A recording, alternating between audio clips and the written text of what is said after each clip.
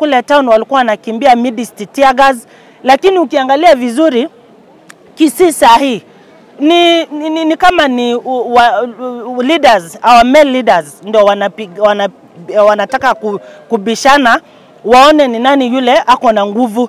Hii nguvu yao hata ile ya kungangania msichana ni kidogo. Nguvu ya vita kwa wanaume wetu leaders wa Kisii ko very high.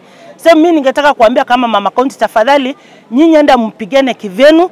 Kisii county maandamano tari peaceful naenda machir korolekana, it is between male leaders batege toko prove na ngakibare chieri chingana karaba sacha ko bakarwanirira basubati lero ko kurwanirwa basubati kwelire gento bakurwanirira nechisegi onye mokurwanirira chisegi abana baito baku intubuna abangina ntonya ko basesegi eyo ya abana baito gokwa egento toko advocate for peaceful demonstration tick number 1 na abaraita gabalan ko represent abana inchi babo ase bunge talio okobole bunge kwa manya gochakota tebi tutochia maandamano asaba na baguku.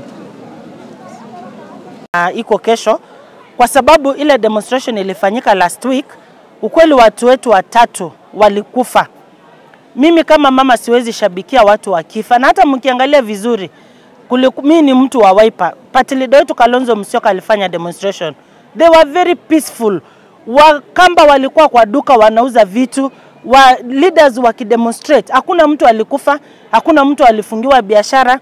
Watoto wetu kule town walikuwa wanakimbia midst tear gas, lakini ukiangalia vizuri Kisii sahi ni kama ni leaders, our male leaders ndio wanataka kubishana waone ni nani yule ako na nguvu.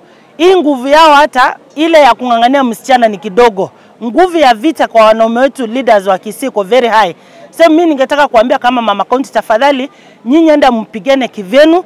Kama ni kupigania high cost of living, mama county niko tutapigania pasipo mtoto wetu kufa. Lakini kama ni supremacy wars ziko kwa leaders, hapo hatuko.